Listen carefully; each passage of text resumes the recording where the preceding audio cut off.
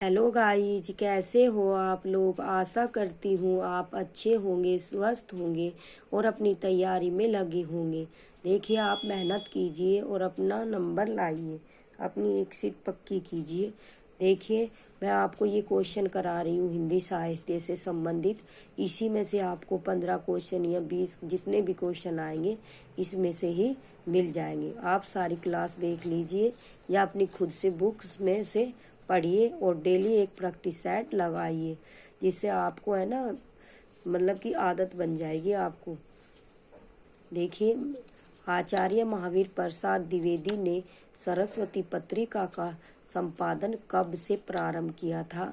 तो इसका आंसर होगा आचार्य महावीर प्रसाद द्विवेदी ने सरस्वती पत्रिका का संपादन 1903 में किया था। तो इसका आंसर होगा डी। अगला क्वेश्चन देख लीजिए आप लोग। देखिए, भारत भारती के रचयिता का नाम क्या है? भारत भारती के रचयिता का नाम मैथिली शरण गुप्त जी है। अगला क्वेश्चन देख लीजिए आप लोग। देखिए, इनमें से कौन सी कीर्ति मैथिली शरण गुप्त की नहीं है? तो इनमें से कौन सी कीर्ति मैथिली शरण गुप्त की नहीं है? तो इसका आंसर होगा हिम तरंगिणी। देखिए, जयद्रथ वध भी इसकी है और साकेत भी, यशोधरा भी, और हिम तरंगिणी नहीं है। तो इसका आंसर होगा सी। अगला क्वेश्चन देख लीजिए आप लोग। देखिए, इनमें से किस संबंध का चीरगांव झांसी से रहा है? तो सिया राम शरण गुप्त का संबंध चीरगांव झांसी से रहा है। किसका संबंध रहा है? सिया राम शरण गुप्त का। अगला क्वेश्चन देख लीजिए आप लोग। देखिए, मैथिली शरण गुप्त किस युग के कवि हैं? तो मैथिली शरण गुप्त द्विवेदी युग के कवि हैं। किसके हैं? द्विवेदी युग के कवि हैं। अगला क्वेश्चन देख लीजिए आप लोग। देखिए, इनमें से कौन सी कीर्ति राम नरेश त्रिपाठी की है? इनमें से स्वपन राम नरेश त्रिपाठी की कीर्ति है। तो इसका आंसर होगा बी। अगला क्वेश्चन देख लीजिए आप लोग। देखिए, जिसको न निज गौरव तथा निज देश का अभिमान है, जिसको न निज गौरव तथा निज देश का अभिमान है, वह नर नहीं नर पशु निरा है और मृतक समान है। ये काव्य पंक्तियाँ किस कवि की है? तो ये है काव्य पंक्तियाँ गया प्रसाद शुक्ल स्नेही की है। तो इसका आंसर होगा ए। अगला क्वेश्चन देख लीजिए आप लोग।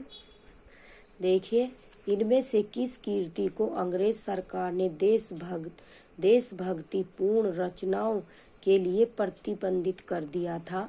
तो इसका आंसर होगा भारत भारती। क्या होगा? भारत भारती। अगला क्वेश्चन देख लीजिए आप लोग। देखिए, अबला जीवन हाय तुम्हारी यही कहानी, आंचल में है दूध और आंखों में पानी। ये पंक्तियाँ किस काव्य कीर्ति की है? तो इसका आंसर क्या होगा? यशोधरा। किसकी है? यशोधरा की। अगला क्वेश्चन देख लीजिए आप लोग। देखिए, साकेत की रचना का मूल उद्देश्य क्या था? साकेत की रचना का मूल उद्देश्य उर्मिला को महत्व देना था। क्या था?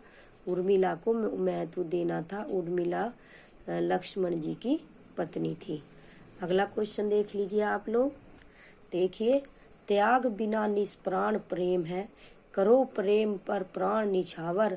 यह पंक्ति किस कवि की है? त्याग बिना निष्प्राण प्रेम है, करो प्रेम पर प्राण निछावर। यह पंक्ति किस कवि की है? यह पंक्ति राम नरेश त्रिपाठी की है। किसकी है? राम नरेश त्रिपाठी की है। अगला क्वेश्चन देख लीजिए आप लोग। देखिए, हल्दी घाटी नामक काव्य के रचयिता इनमें से कौन है? तो श्याम नारायण पांडे, राम नरेश त्रिपाठी, मुकुटधर पांडे, श्रीधर पांडे। तो इसका आंसर होगा श्याम नारायण पांडे। अगला क्वेश्चन देख लीजिए आप लोग। देखिए, पुष्प की अभिलाषा नामक कविता का रचयिता कौन है? तो मैथिली शरण गुप्त है, बालकृष्ण शर्मा नवीन है, माखनलाल चतुर्वेदी, गोपाल शरण सिंह नेपाली, तो इसका आंसर होगा पुष्प की अभिलाषा नामक कविता का रचयिता माखनलाल चतुर्वेदी जी हैं। अगला क्वेश्चन देख लीजिए आप लोग। देखिए, सरस्वती पत्रिका का प्रकाशन कब प्रारंभ हुआ था? सरस्वती पत्रिका का प्रकाशन 1900 में प्रारंभ हुआ था। अगला क्वेश्चन देख लीजिए आप लोग। देखिए, भारत भारती का प्रकाशन कब हुआ था? तो भारत भारती का प्रकाशन 1912 में हुआ था। अगला क्वेश्चन देख लीजिए आप लोग। देखिए, इनमें से किस कवि का जीवन काल 1886 1964 ईस्वी है? तो मैथिली शरण गुप्त का जीवन काल 1886 1964, जन्म 1886 में हुआ था और मृत्यु 1964 में हुई थी। तो इनका आंसर होगा ए। अगला क्वेश्चन देख लीजिए आप लोग। देखिए, खड़ी बोली हिंदी को काव्य भाषा के रूप में प्रतिष्ठित करने का श्रेय किसे दिया जाता है? खड़ी बोली हिंदी को काव्य भाषा के रूप में प्रतिष्ठित करने का श्रेय किसे दिया जाता है? तो इसका आंसर होगा महावीर प्रसाद द्विवेदी जी को दिया जाता है। किसे दिया जाता है? महावीर प्रसाद द्विवेदी जी को। अगला क्वेश्चन देख लीजिए आप लोग। देखिए, समस्या पूर्ति किस काल की कविता में प्रचलित थी? तो समस्या पूर्ति मैंने कल के पाठ में कल पढ़ाया था आपको, भारतेंदु युग की कविता में प्रचलित थी। तो इसका आंसर होगा ए। अगला क्वेश्चन देख लीजिए आप लोग। देखिए, किस कवि को एक भारतीय आत्मा उपनाम से जाना जाता था? तो माखनलाल चतुर्वेदी को एक भारतीय आत्मा उपनाम से जाना जाता था। माखनलाल चतुर्वेदी को एक भारतीय आत्मा उपनाम से जाना जाता था। तो इसका आंसर होगा, द्विवेदी युग के कवि हैं, याद रखना। तो इसका आंसर होगा डी। अगला क्वेश्चन देख लीजिए आप लोग। देखिए, स्वदेशी कुंडल नामक काव्य संग्रह की रचना करने वाले कवि का नाम बताइए। रामचरित्र उपाध्याय, राय देवी प्रसाद पूर्ण, अयोध्या सिंह उपाध्याय अरियोद, गया प्रसाद शुक्ल स्नेही। तो इसका आंसर होगा स्वदेशी कुंडल नामक काव्य संग्रह की रचना करने वाले राय देवी प्रसाद पूर्ण जी थे। अगला क्वेश्चन देख लीजिए आप लोग। देखिए, इनमें से कौन सी रचना अयोध्या सिंह उपाध्याय हरिओद की नहीं है? तो रस कलश, चुभते चोभते, प्रिया प्रवास, ये तीनों है। मृत्युंजय नहीं है। तो इसका आंसर होगा सी। अगला क्वेश्चन देख लीजिए आप लोग। देखिए, झांसी की रानी शीर्षक कविता के रचयिता का नाम बताइए। झांसी की रानी शीर्षक कविता के रचयिता का नाम सुभद्रा कुमारी चौहान है। तो इसका आंसर होगा सी। अगला क्वेश्चन देख लीजिए आप लोग। देखिए, प्रभा और प्रताप नामक पत्रिकाओं का संपादन किस कवि ने किया है? तो इसका आंसर होगा क्या? बालकृष्ण शर्मा नवीन ने। प्रभा और प्रताप नामक पत्रिकाओं का संपादन बालकृष्ण शर्मा नवीन ने किया है। अगला क्वेश्चन देख लीजिए, इसका आंसर होगा बी। अगला क्वेश्चन देख लीजिए आप लोग। देखिए, इनमें से कौन सी रचना दिनकर जी की है? तो रसवंती, मुकुल, रश्मिरेखा, पाथ्य। तो इसका आंसर होगा रसवंती, दिनकर जी की रचना है। अगला क्वेश्चन देख लीजिए आप लोग। देखिए, कवासी के रचयिता कवि का नाम बताइए। कवासी के रचयिता कवि का नाम बालकृष्ण शर्मा नवीन जी हैं। कौन है कवासी के रचयिता? बालकृष्ण शर्मा नवीन जी हैं। अगला क्वेश्चन देख लीजिए आप लोग। देखिए, दिनकर जी की काम अध्यात्म का निरूपण किस कीर्ति में किया है? तो उसका आंसर होगा उर्वशी में किया है। अगला क्वेश्चन देख लीजिए आप लोग। देखिए, हल्दी घाटी नामक प्रबंध काव्य के रचयिता कवि का नाम बताइए। तो प्रबंध काव्य के रचयिता कवि का नाम श्याम नारायण पांडे जी हैं। अगला क्वेश्चन देख लीजिए आप लोग। देखिए, इनमें से कौन सा कवि राष्ट्रीय चेतना का कवि नहीं है? तो इनमें से माखनलाल चतुर्वेदी राष्ट्रीय चेतना का कवि नहीं है। तो इसका आंसर होगा बी। अगला क्वेश्चन देख लीजिए आप। देखिए, द्विवेदी युग के उस कवि का नाम बताइए जिसने अपना समस्त काव्य ब्रज भाषा में लिखा है। तो उसका नाम देखिए, मैथिली शरण गुप्त जी, जगन्नाथ दास रत्नाकर, गया प्रसाद शुक्ल सनेई, अयोध्या सिंह उपाध्याय।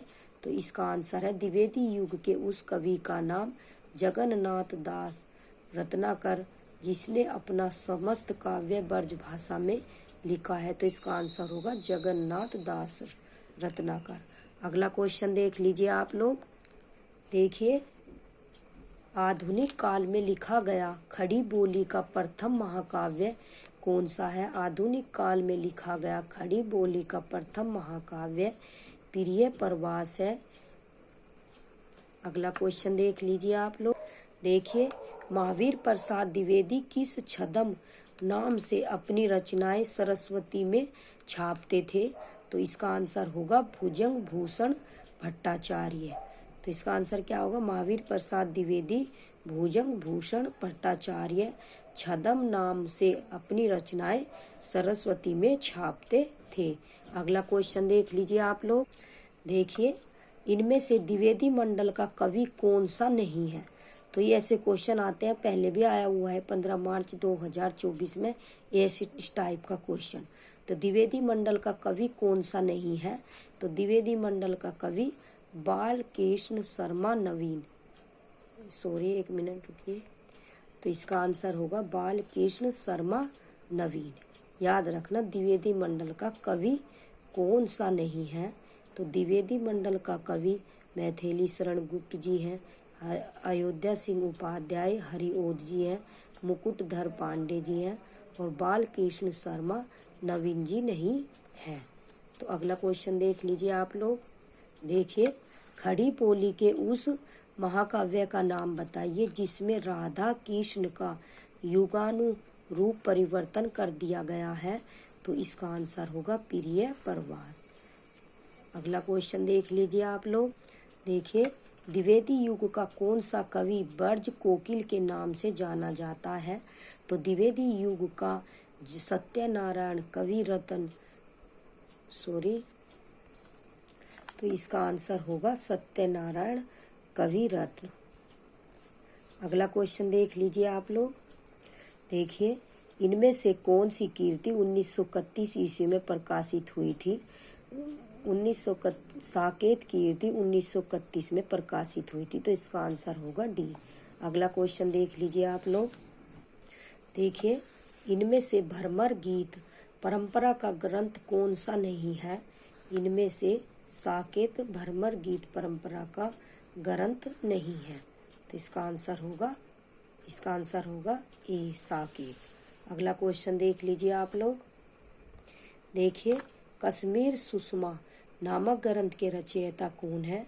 तो कश्मीर सुषमा के रचयिता श्रीधर पाठक जी है। तो इसका आंसर होगा सी। अगला क्वेश्चन देख लीजिए आप लोग।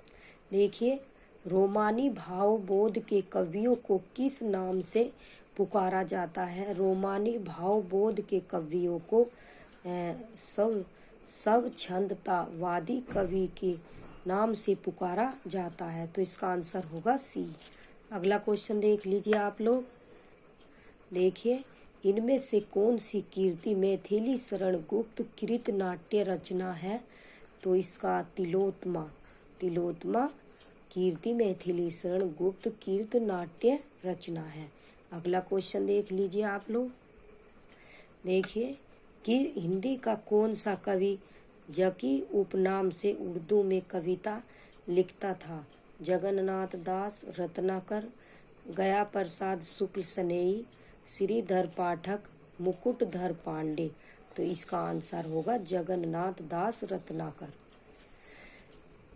अगला क्वेश्चन देख लीजिए आप लोग। देखिए, सुकवि नामक पत्रिका का संपादन इनमें से कौन करता था? सुकवि नामक पत्रिका का संपादन राय देवी प्रसाद पूर्ण कौन करता था? राय प्रसाद राय देवी प्रसाद पूर्ण जी संपादन करते थे। अगला क्वेश्चन देख लीजिए आप लोग। देखिए, गया प्रसाद शुक्ल स्नेही जी राष्ट्र प्रेम की कविताएं किस उपनाम से लिखा करते थे? तो इसका आंसर होगा त्रिशूल। त्रिशूल नाम से लिखा करते थे। अगला क्वेश्चन देख लीजिए आप लोग। देखिए, आचार्य रामचंद्र शुक्ल ने द्विवेदी युग के किस कवि को छायावाद का प्रवर्तक माना है? आचार्य रामचंद्र शुक्ल ने द्विवेदी युग के मुकुटधर पांडे कवि को छायावाद का प्रवर्तक माना है। तो इसका आंसर होगा ए।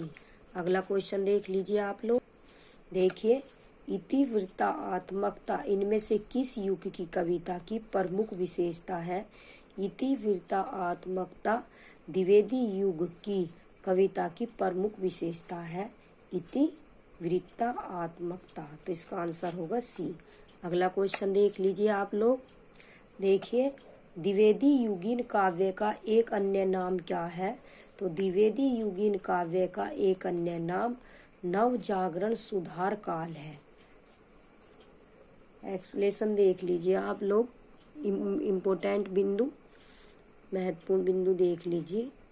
देखिए, भारतेंदु युग यदि आधुनिक काल का प्रवेश द्वार है तो द्विवेदी युग उसका विस्तृत पारंगण, जहां उन प्रवृत्तियों को विकसित एवं पल्लवित होने का अवसर प्राप्त हुआ है जो भारतेंदु युग में प्रारंभ हुई थी। विशेषतः भारतीय जनमानस में स्वदेश अनुराग एवं नव जागरण के जो बीज भारतेंदु युग में अंकुरित हुए थे वे द्विवेदी युग में पूर्ण पल्लवित होकर सामने आ गए।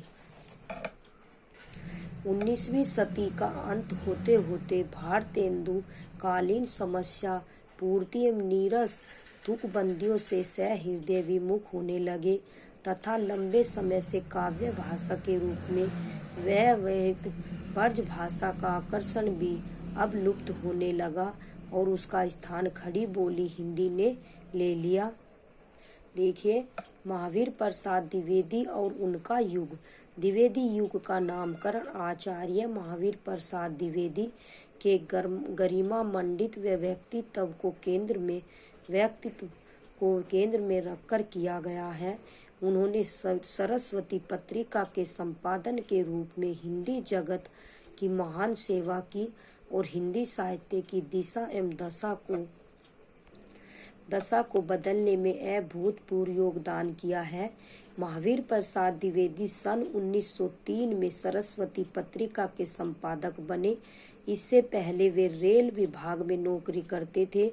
उन्होंने इस पत्रिका के माध्यम से कवियों को नायिका भेद जैसे विषय छोड़कर विविध विषयों पर कविता लिखने की प्रेरणा दी।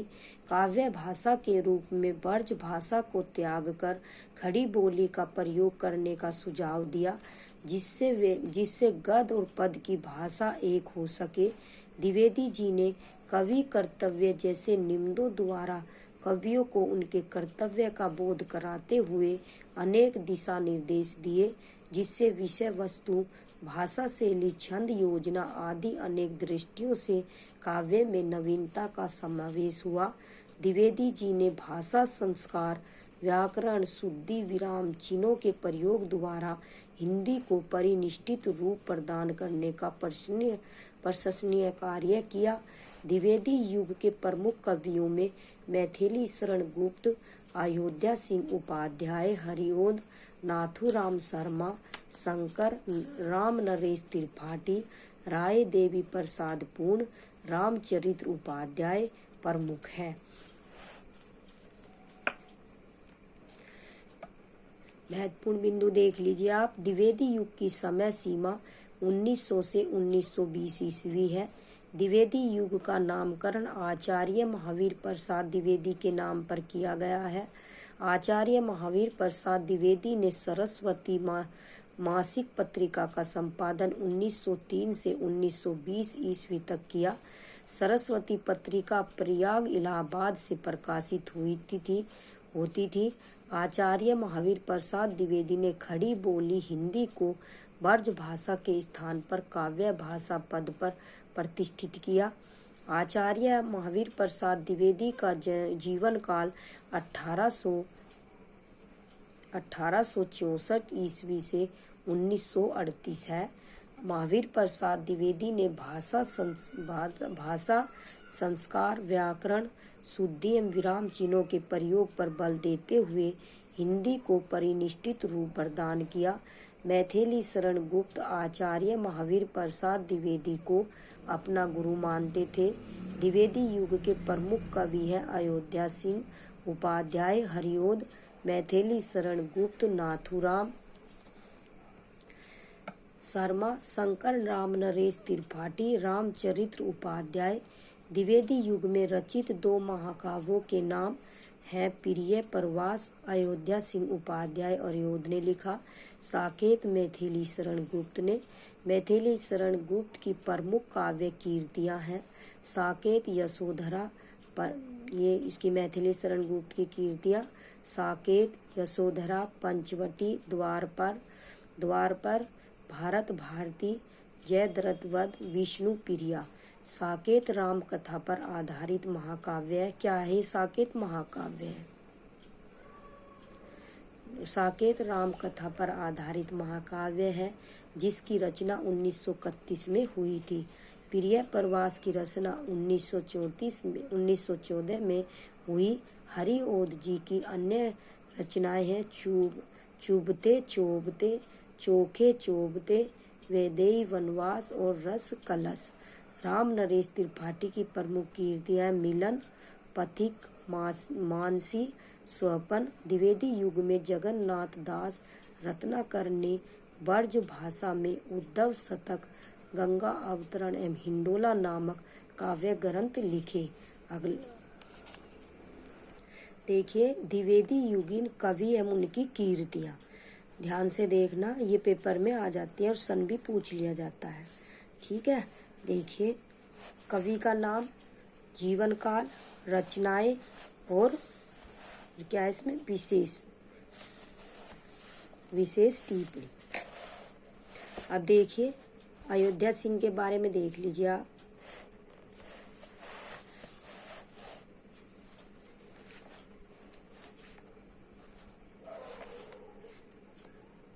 देखिए राय देवी प्रसाद पूर्ण का जन्म 1868 में, मृत्यु 1915 में।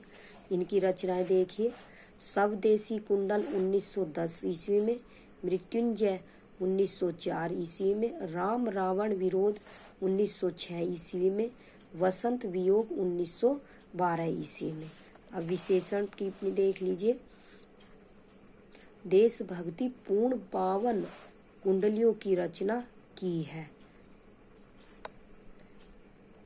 देखिए अब रामचरित्र उपाध्याय का जन्म 1872 में, मृत्यु 1938 में। इनकी रचनाएं देख लीजिए, राष्ट्र भारती, देवदूत, देवसभा, विचित्र विवाह, रामचरित्र, चिंतामणि, सूक्ति मुक्तावली और इनके विशेष रामचरित्र चिंतामणि प्रबंध काव्य है, सूक्ति मुक्तावली नीति परक काव्य है। द्विवेदी जी के प्रभाव से खड़ी बोली को अपनाया है। अगला लेखक देखिए आप लोग, देखिए गया प्रसाद शुक्ल सनेई।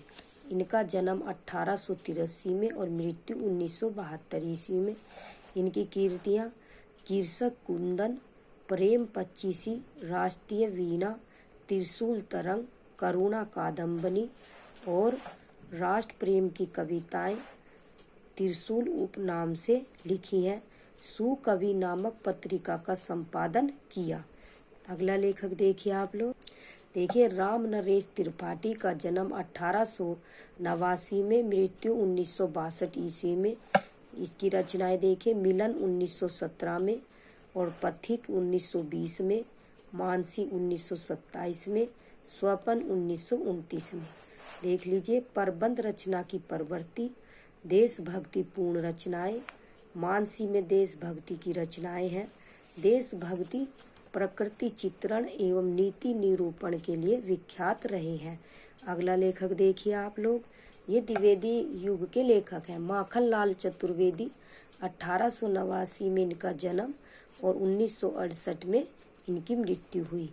और इनकी रचनाएं हिम किरीटिनी, हिम तरंगिणी, युग चारण, समर्पण, माता। विशेष देखिए, पुष्प की अभिलाषा नामक प्रसिद्ध कविता इन्होंने ही लिखी थी। इनका उपनाम था एक भारतीय आत्मा। प्रभा प्रताप करमवीर का संपादन किया। अगला लेखक देखिए, अगला कवि देखिए बालकृष्ण शर्मा नवीन, 1897 में जन्म और 1960 ईस्वी में मृत्यु। कुमकुम 1939 ईस्वी में, उर्मिला 1975 में, अपलक और रश्मि रेखा, कवासी, हम विश्व पाई जन्म के, विनोबा इस्तवन। तो देखिए विशेषताएं, राष्ट्र प्रेम एवं पढ़ने की भावनाओं से ओतप्रोत काव्य लिखा है। प्रभा प्रताप का संपादन किया है। भारत के अतीत गौरव का गान किया है। अगला कवि देखिए आप लोग, देखिए सुभद्रा कुमारी चौहान, 1905 में जन्म हुआ और 1948 में मृत्यु। तीरधारा मुकुल, देखिए इनकी विशेषताएं, झांसी की रानी कविता जनता में बहुत लोकप्रिय हुई। राष्ट्र प्रेम की कविताओं में असहयोग आंदोलन के वीरों का चित्रण है। अगला कवि देखिए आप लोग, देखिए वेरी इंपॉर्टेंट है ये, मैथिली शरण गुप्त जी। इनका जन्म 1886 में और मृत्यु 1964 में हुई। देखिए इनकी रचनाएं, जयद्रथ वध 1910 में, भारत भारती 1912 में, पंचवटी 1925 में, साकेत 1931 में, यशोधरा 1932 में, द्वारपर 1936 में, जय भारत 1952 में, विष्णु प्रिया 1957 में। देखिए विशेष, देखिए भारत भारती में राष्ट्रीय चेतना में अतीत गौरव का गान है। साकेत राम कथा पर आधारित महाकाव्य है। साकेत के नवम सरंग में उर्मिला का विरह वर्णन किया गया है। यशोधरा गौतम बुद्ध के गृह त्याग की घटना पर आधारित है। अगला कवि देख लीजिए आप लोग, देखिए जगन्नाथ दास रत्नाकर, 1866 में जन्म और मृत्यु 1932 ईस्वी में। अब इनकी रचनाएं देख लीजिए आप लोग, उद्धव शतक 1929 में, गंगा अवतरण 1927 में, हिंडोला हरिश्चंद्र। अब विशेष टिप्पणी देख लीजिए आप, जकी उपनाम से उर्दू में कविता करते थे। उद्धव शतक भरमर गीत परंपरा का ग्रंथ है। द्विवेदी युग में ब्रज भाषा के कवि थे।